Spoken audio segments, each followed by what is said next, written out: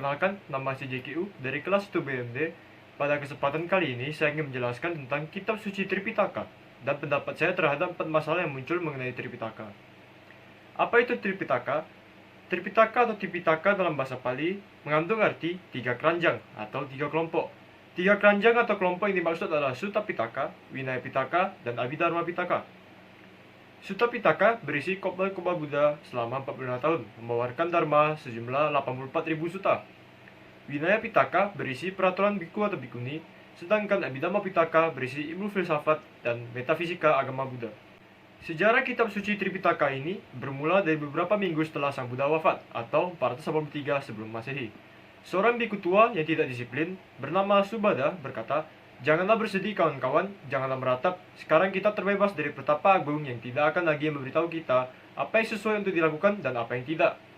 Yang membuat hidup kita menderita, tetapi sekarang kita dapat berbuat apapun yang kita senangi dan tidak berbuat apapun yang kita tidak senangi." Dalam Vinaya Pitaka 2, 284. Mahakasapatera setelah mendengar kata-kata itu memutuskan untuk mengadakan pasemuan agung atau konsili di Rajagaha. Dengan bantuan Raja Ajata I dari Magadha, 500 orang arahat berkumpul di Gutta Satapani dekat Rajagaha untuk mengumpulkan ajaran Sang Buddha yang telah dibabarkan selama ini dan menyusunnya secara sistematis. Yang Arya Nanda, siswa terdekat Sang Buddha, mendapat kehormatan untuk mengulang kembali khotbah-khotbah Sang Buddha, dan yang Arya Upali mengulang Vinaya atau peraturan-peraturan. Dalam pesamuan agung pertama ini, dikumpullah seluruh ajaran yang dikenal sebagai kitab suci Tripitaka. Pada mulanya, Tripitaka ini diwariskan secara lisan dari satu generasi ke generasi berikutnya. Satu abad kemudian, terdapat sekelompok biku yang berniat hendak mengubah Vinaya. Menghadapi usaha ini, para biku yang ingin mempertahankan Dhamma Vinaya sebagaimana diwariskan oleh Sang Buddha Gautama menyelenggarakan pesamuan agung kedua dengan bantuan Raja Kasaloka di Wesali, di mana isi kitab suci Tripitaka diucapkan ulang oleh 700 orang arahat. Kelompok biku yang memegang teguh kemurnian Dhamma Vinaya ini menamakan diri Stawirawada, yang kelak disebut Theravada. Sedangkan kelompok biku yang ingin mengubah Vinaya menamakan diri mereka Mahasanghika, yang kelak berkembang menjadi mazhab Mahayana.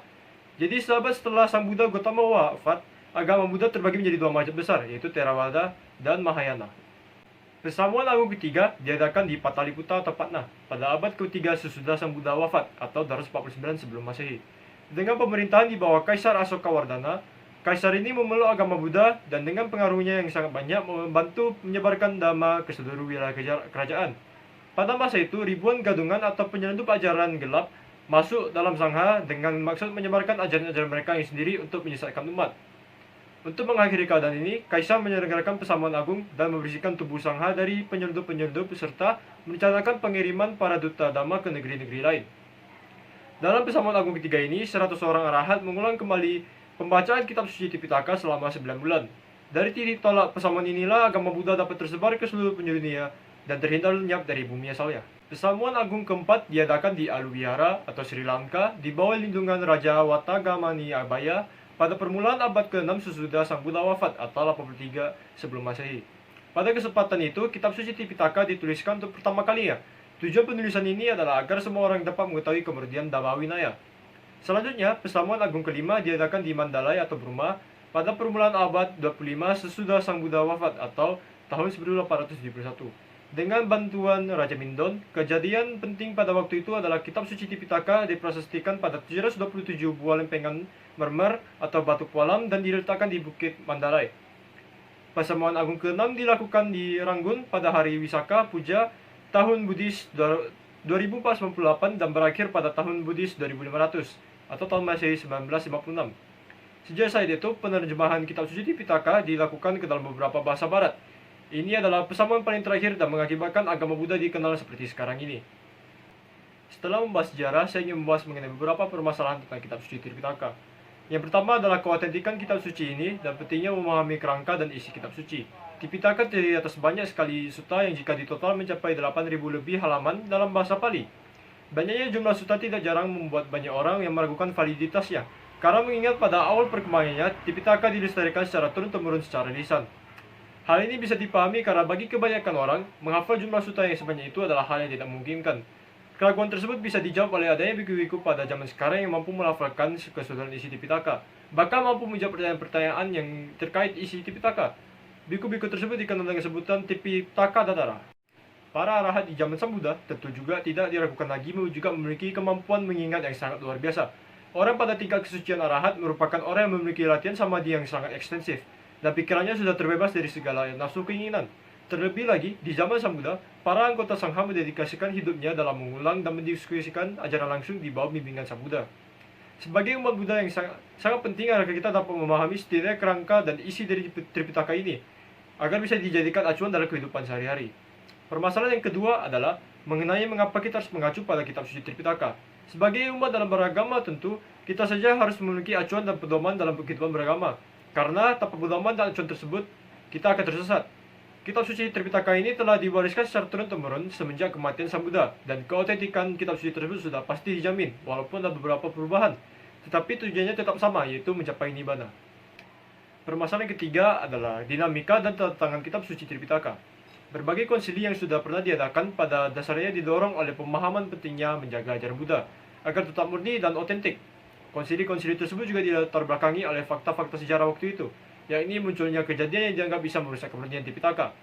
Terdapat cerita menarik saat konsili Sangha yang pertama, yakni Ananda diadili karena tidak menanyakan kepada Sang Buddha mengenai sila-sila apa saja yang boleh dihapus setelah Sang Buddha parinibbana.